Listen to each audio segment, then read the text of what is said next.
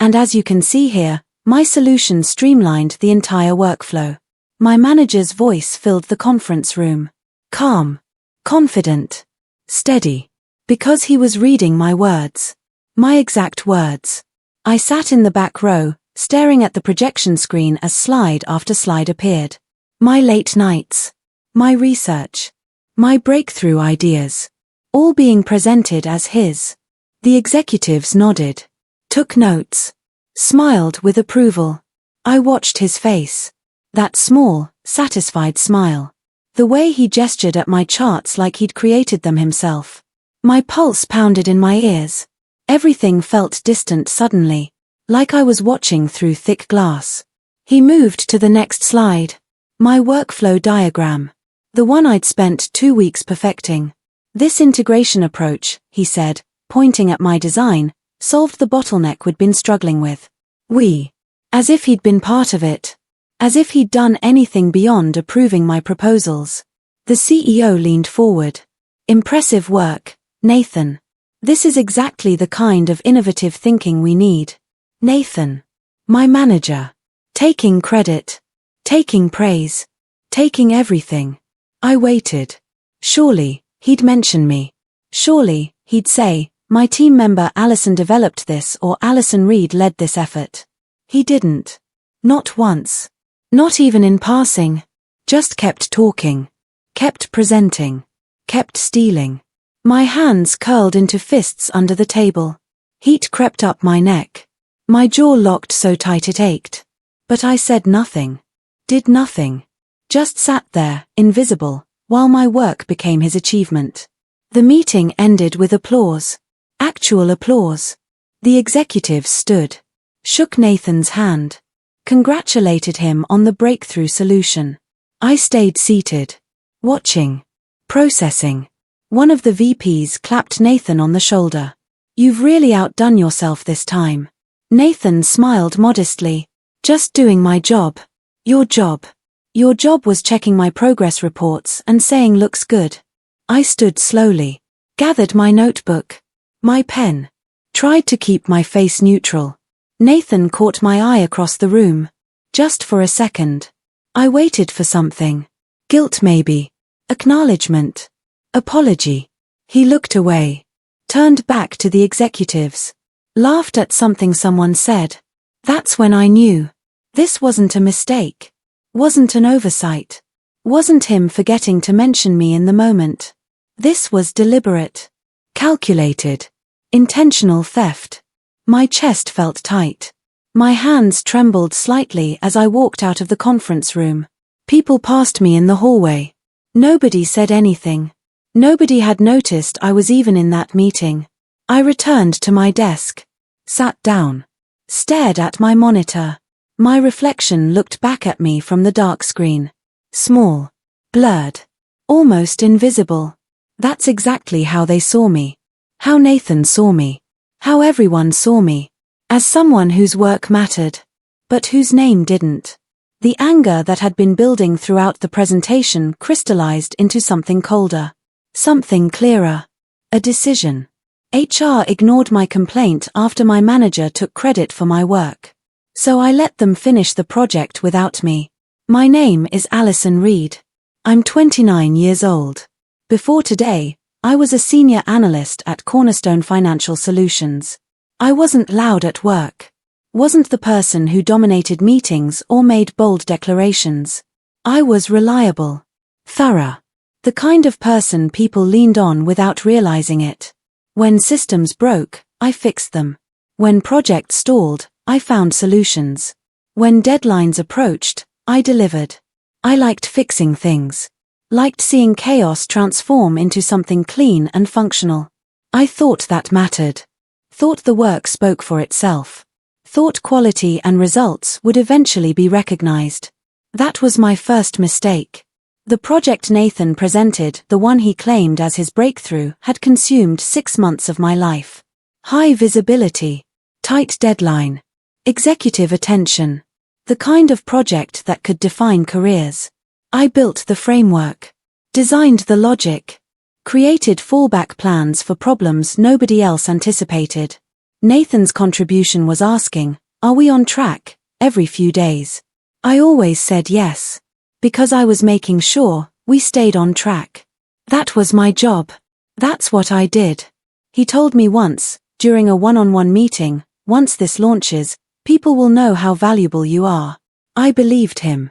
Thought he meant it. Thought he was setting up my recognition. That was my second mistake. Now I understood. He'd been setting up his own recognition. Using my work as his ladder. And I'd helped him climb it. That afternoon, I filed a formal complaint with HR. I documented everything. Email threads showing I'd created the framework. Draft files with my name in the metadata. Meeting notes proving I'd designed every solution Nathan presented. The HR representative, Patricia Morris, scheduled a meeting for the next morning. I arrived prepared. Professional. Armed with evidence. Patricia sat across from me, her hands folded neatly on the desk. She smiled like she'd practiced it in a mirror. "Alison, I understand you have concerns about the presentation yesterday. Nathan presented my work as his own. Without crediting me. Without even mentioning my name." "I see. That must feel frustrating. It's not about feelings. It's about theft. Intellectual theft." Her smile tightened slightly. "That's a strong word. Let's discuss what actually happened." I pulled out my documentation. Showed her the evidence. The timeline. The proof. She glanced at it. Barely looked. Just nodded politely. "These things can be subjective," she said carefully. "Managers often present their team's work. It's part of their role." He didn't present it as teamwork. He presented it as his work. His solution. His breakthrough. Did he explicitly say he did it alone? He said my solution. Multiple times. But technically, as your manager, he oversees your work. So in a sense, it is his responsibility. I stared at her. So stealing credit is acceptable as long as you're someone's manager? I wouldn't use the word stealing. And I'd caution you about making accusations. Nathan is a valued leader here. These things can damage team harmony. Team harmony. That's what mattered. Not truth. Not fairness. Harmony. What about documentation? I asked. The files clearly show. We don't want to disrupt team dynamics over attribution disputes. Have you considered that Nathan might have simply forgotten to mention you? Presentations can be stressful. I realized then. They weren't confused. Weren't investigating. Weren't even pretending to care. They were protecting Nathan. Protecting the hierarchy. Protecting the status quo. They were done listening before I'd even started speaking. I walked back to my desk slowly. Each step felt heavier than the last. Sat down. Logged into my computer. Stared at the screen. Around me, the office buzzed with normal activity. People typing. Talking. Laughing. Completely unaware that the ground had just shifted under my feet.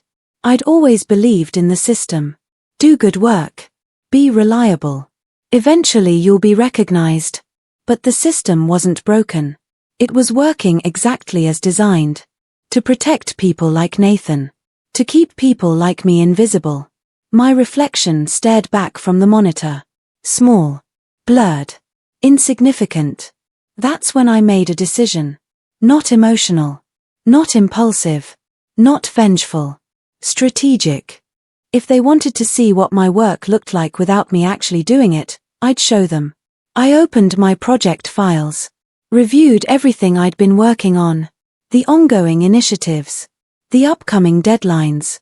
The complex systems only I fully understood. Then I closed the files. Deleted nothing. Changed nothing. Just closed them. And I stopped.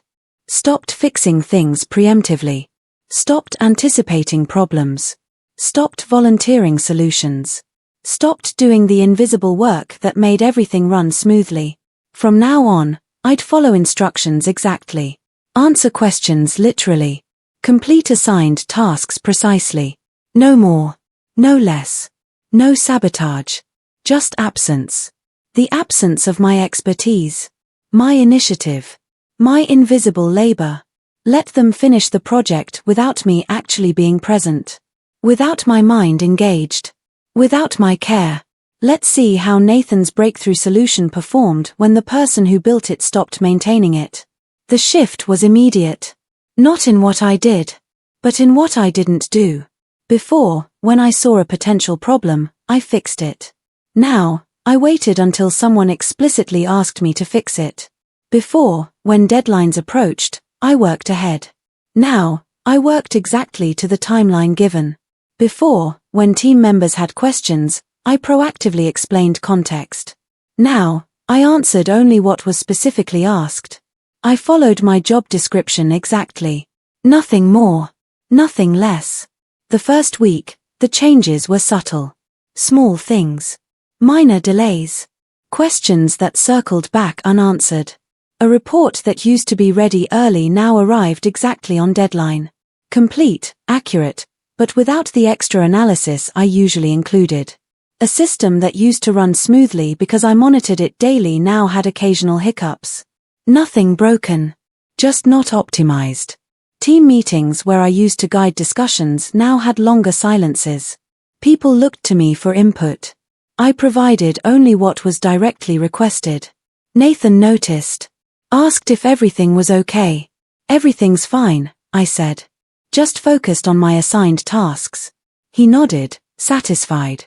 Didn't push further. Why would he? From his perspective, work was still getting done. I was still completing assignments. Still meeting deadlines. He couldn't see what was missing. The invisible work. The proactive problem solving. The expertise that prevented fires instead of fighting them. That work had always been invisible. Now it was absent. And absence, unlike presence, eventually becomes visible. Week 2 brought the first visible cracks. A deadline slipped. Not by much. Just a day. But it was the first time in 18 months that my team had missed a committed date. Nathan called a meeting. Asked what happened. I explained factually. The database integration took longer than estimated. We encountered compatibility issues. Why didn't you flag this earlier? I flagged it when it became apparent. Yesterday afternoon. But you must have seen signs before that.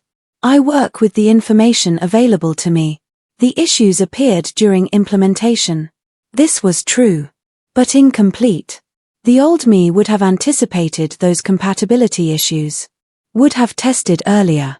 Would have built in buffer time. The new me did exactly what was assigned. No more. Nathan looked frustrated but couldn't argue. I'd followed the process. Completed my tasks. Reported issues appropriately. The problem wasn't what I'd done. It was what I hadn't done. The anticipation. The foresight. The care. Then another deadline slipped. Then another small issue emerged. Then a client report had to be revised because it missed context that I normally would have included. Nothing catastrophic. Nothing anyone could point to as failure. Just a steady accumulation of small problems. The kind that happen when expertise withdraws but competence remains. My manager started talking more in meetings. Explaining things. Trying to fill the gaps. But he didn't understand the systems the way I did. His explanations were surface level. Sometimes wrong. I didn't correct him. That would be volunteering information. Going beyond my assigned role. I just sat quietly. Answered when asked directly. Let his mistakes stand. People started noticing. The team felt different. Less smooth. More uncertain. But nobody could identify why. Because the change wasn't in what was present.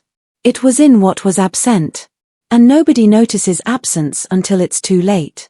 Week 3 brought Nathan's first visible panic. A major client, Anderson Holdings, reported discrepancies in their quarterly analysis. Numbers didn't match their expectations. Trends seemed inconsistent. This was significant. Anderson was a flagship client. The kind you don't disappoint. Nathan called an emergency meeting.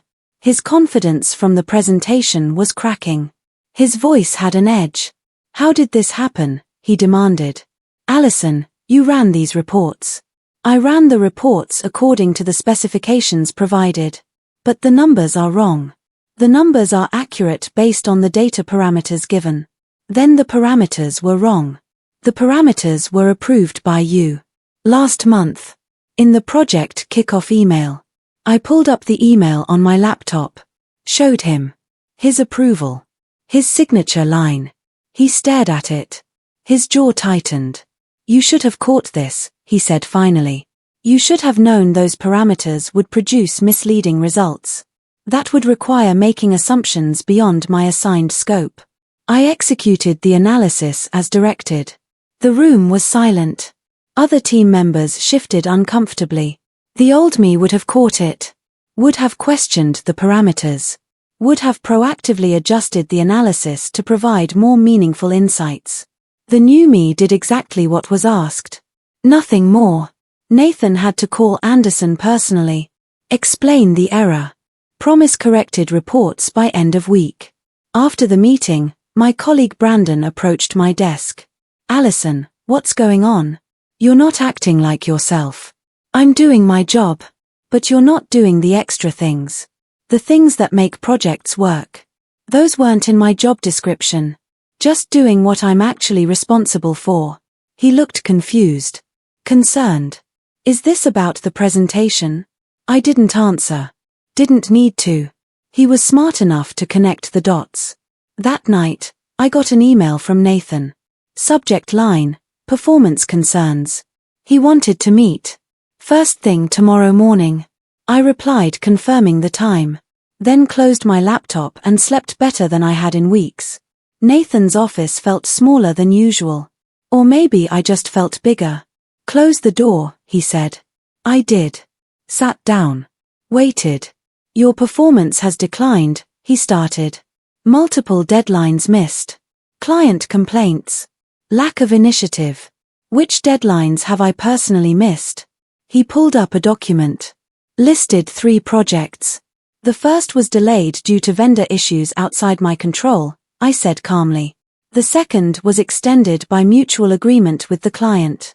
The third is still on schedule according to the original timeline. You're being technical. I'm being accurate. Fine. What about initiative? You used to anticipate problems. Now you're reactive. I'm following my job description. Completing assigned tasks. Meeting stated requirements. That's not enough. We need people who go above and beyond. Above and beyond my role? Or above and beyond what's expected for my salary grade and position? His face reddened. This is about the presentation, isn't it? You're punishing me. I filed a complaint with HR. They determined that managers presenting teamwork is normal. So I'm operating within those norms. You get to present the work. I get to do exactly what's assigned. That's not how this works. It's exactly how it works. You explained it yourself. Managers present. Team members execute. I'm executing. He leaned back. Studied me. If you're unhappy here, maybe you should consider other options. There it was. The veiled threat. Quit or be forced out. I'm not unhappy, I said. I'm appropriately engaged for my role and compensation. If you need more than that, perhaps we should discuss a promotion. Or additional compensation for additional responsibilities. This isn't about money. Then what is it about? You want my expertise without recognition. My initiative without credit. My work without my name. That's not a job. That's exploitation. Silence filled the office. Nathan's expression shifted through several emotions. Anger. Frustration. Something that might have been guilt. I'll be watching your performance closely, he finally said. I'm sure you will. I stood. Left his office. Returned to my desk. And continued doing exactly what I was assigned. Nothing more. Nothing less. Week 4 brought external attention. The executive team noticed the pattern. Projects slowing. Client concerns. Quality remaining acceptable but not exceptional. They called a project review meeting. All stakeholders. All leadership. The full team. Nathan presented first. Talked about challenges. unexpected complications, market factors. Then they asked me to present my portion. The technical analysis, the implementation status. I did. Factually. Completely. Without embellishment. Are there any risks we should be aware of? The VP asked. Several, I said.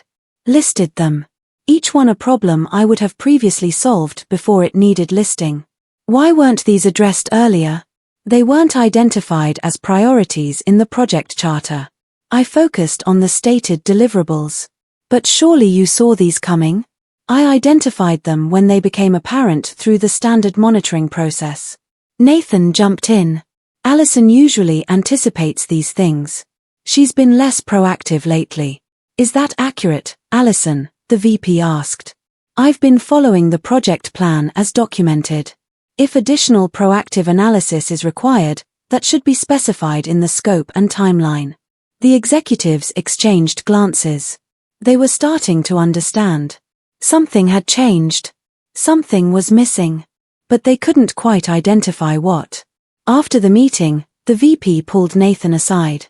I couldn't hear the conversation, but Nathan's body language told the story. Defensive posture. Lots of hand gestures. Explanations. The VP looked unconvinced. That evening, Brandon messaged me. Did you hear? They're launching an internal review. Want to understand why project performance has declined? Makes sense, I replied.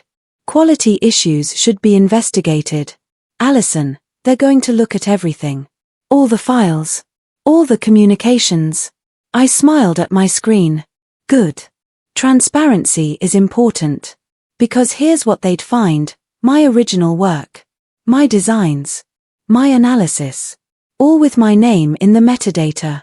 All dated before Nathan's presentation. They'd find my emails suggesting improvements. My documentation of risks. My proactive recommendations. All ignored. All dismissed. All before I'd stopped providing them. The absence they were investigating wasn't incompetence. It was the withdrawal of unrecognized expertise. And unlike Nathan's theft, my withdrawal left a clear evidence trail. The internal review began on Monday. A team from corporate audit arrived. They interviewed people. Reviewed files. Compared documentation. They interviewed me on Wednesday. Can you explain the decline in project performance? The lead auditor asked. I'm not aware of a decline in my performance.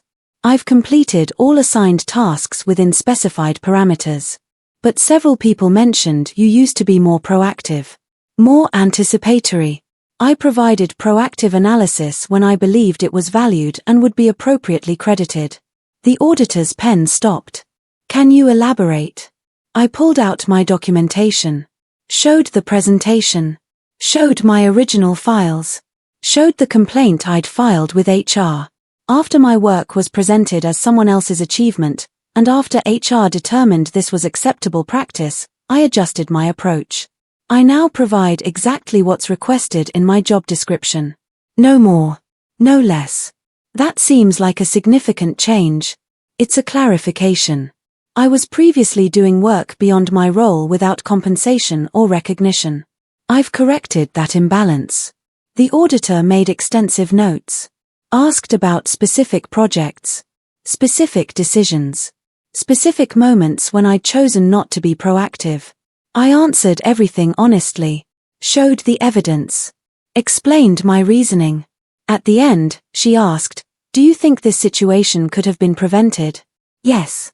If my initial complaint had been taken seriously. If credit had been given where due. If expertise was recognized rather than exploited. She nodded. Closed her notebook. Thank you for your candor. That Friday, Nathan was removed from the project. The announcement came via email. Effective immediately. No explanation. Just reassignment to a different department. HR leadership was restructured. Patricia Morris was no longer with the company. The project was officially delayed. A public acknowledgement that timelines needed adjustment. I kept working. Kept completing my assignments. Kept doing exactly what was asked. Nothing more. Nothing less. 2 weeks after Nathan's removal, I received a meeting request from the new project director, William Harrison. No, wait, I can't use Harrison. William Foster. He was brought in from another division. Someone with a reputation for fixing troubled projects. Alison, he started. I've reviewed the audit findings. I understand what happened. I waited. Said nothing. I want to apologize. On behalf of the organization. What happened to you was wrong. Nathan's behavior was unacceptable. Our response was inadequate. Thank you, I said carefully. I'd like to discuss how we move forward. This project needs your expertise. Your real expertise. Not just task completion. My expertise is available. For appropriate recognition and compensation. I'm authorized to offer you a promotion. Senior Project Lead. 20% salary increase. Your name on all deliverables. Direct reporting to executive leadership. I considered this. The offer was substantial. Fair, even. But something had broken. Not just with Nathan. With the organization. With my trust in the system. I appreciate the offer, I said slowly. But I need to think about whether I want to continue here. His expression shifted. Surprise. Then concern. You're considering leaving? I'm considering my options. Alison, I understand you're upset. But we're making changes. Real changes. New HR leadership. New policies about attribution and recognition. This won't happen again. Policies don't change culture. And the culture here values harmony over honesty. Hierarchy over merit. That's why I was brought in. To change that. One person can't change institutional culture. It takes time. Buy-in. Consequences for violations. There were consequences. Nathan was removed. HR was restructured. And when you ignore those things, you pay the price. Today, when I train my team at Catalyst, I teach them something I learned the hard way. Your work has value. Protect that value. Make sure it's recognized. Always document your contributions. Always ensure your name is on what you create. Always speak up when credit is being misallocated. And if you speak up and nothing changes, if complaints are dismissed and theft continues, then adjust your engagement accordingly. Do exactly what's asked. No more. No less. Not as punishment. As appropriate boundary setting. Because organizations that don't value expertise eventually lose it. And that loss teaches them what their policies couldn't. My team appreciates this approach. They see that I practice what I teach. They see their names on presentations. Their contributions acknowledged. Their expertise recognized. And they see what I do when someone tries to take credit. I address it immediately. Publicly if necessary. Firmly always. Because I won't let what happened to me happen to them. That's the real victory. Not revenge against Nathan.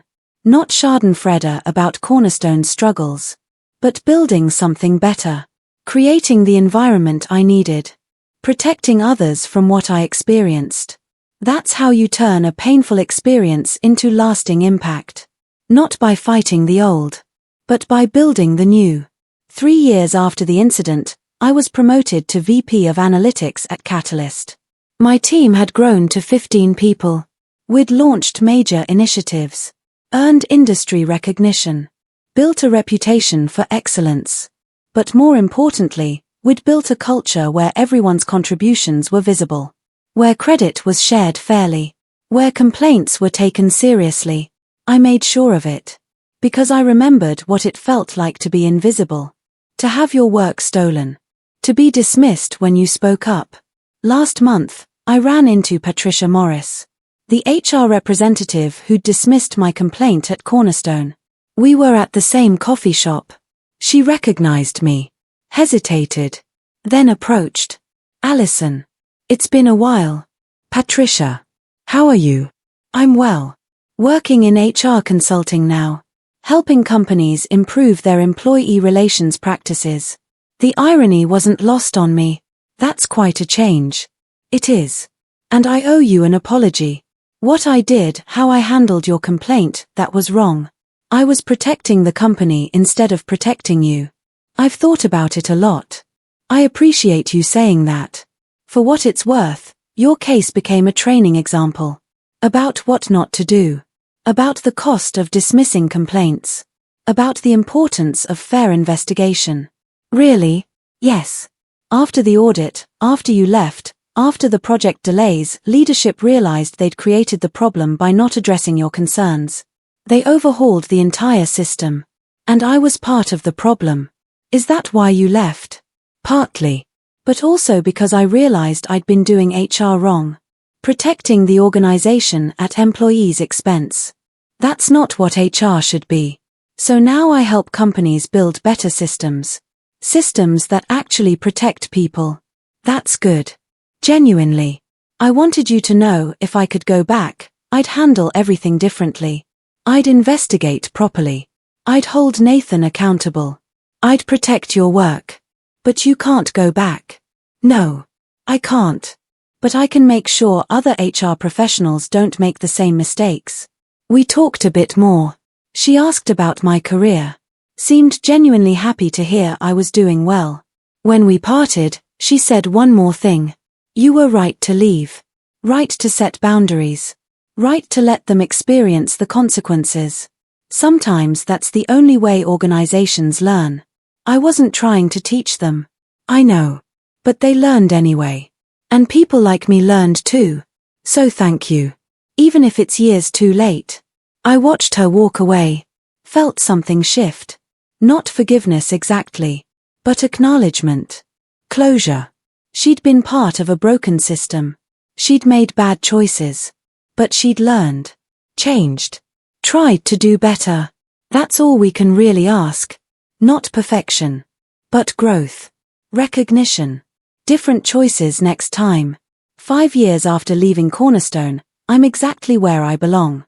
VP of Analytics at Catalyst. Leading a team I'm proud of. Building systems that work. Creating culture that values people. I make more money.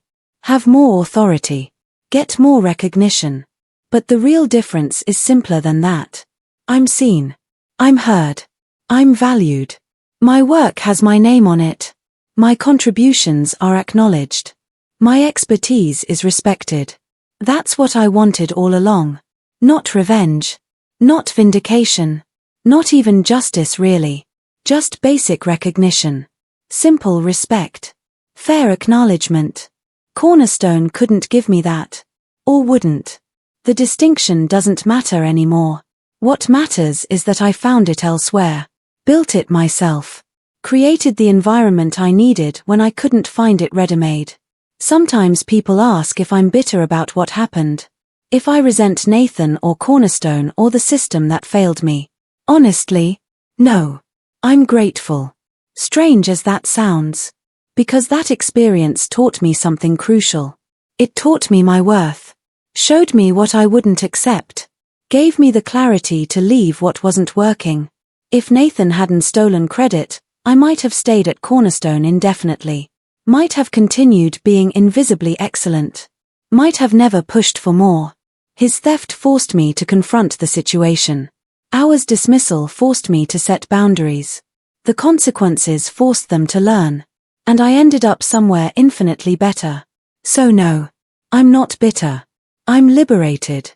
If you're in a situation like mine was, if someone's taking credit for your work, if HR is dismissing your complaints, if you're being exploited, here's what I want you to remember. You have more power than you think. Not the power to change other people. But the power to change your own engagement. You can stop doing extra. You can set boundaries. You can do exactly what's asked and nothing more. That's not sabotage. That's appropriate boundaries for unrecognized work. And when you do that, when you withdraw the invisible labor that makes everything run smoothly, the absence becomes visible. Projects slow down. Problems surface. Gaps appear. Not because you're failing. Because they're experiencing what success looks like without your uncredited expertise. That experience teaches lessons complaints can't. Shows value that was invisible. Creates consequences that force change. You don't have to fight. Don't have to yell. Don't have to sabotage. Just step back. Let them try without you. Let the absence speak. And while they're learning that lesson, start looking for somewhere better. Somewhere that will value what you bring. Somewhere that will recognize your contributions. Those places exist. I promise you. I found one. Others found them. You can too. You just have to be willing to leave what isn't working. To walk away from exploitation. To choose yourself over organizational comfort. That choice is scary. I know. I felt that fear. But staying is scarier. Staying means accepting invisible excellence. Accepting stolen credit. Accepting exploitation. You deserve better. Your work deserves recognition. Your expertise deserves respect. And if you're not getting it where you are, you can get it somewhere else. If someone takes your work and erases your voice, remember this. You don't owe them your brilliance forever. You don't owe them your expertise without recognition. You don't owe them your labor beyond what's contracted and compensated. Do your job. Do it well. Do exactly what's asked. But don't do more for people who won't acknowledge it. Set your boundaries. Maintain them. Let the absence teach what your presence couldn't. And while they're learning, find somewhere better. Somewhere that sees you. Somewhere that values you. Somewhere that acknowledges your work. Because the most powerful move isn't fighting the system that exploits you. It's walking away calmly and letting them experience what they lost. Sometimes that's the only way they understand what they had, and by then, you'll be somewhere that already knows.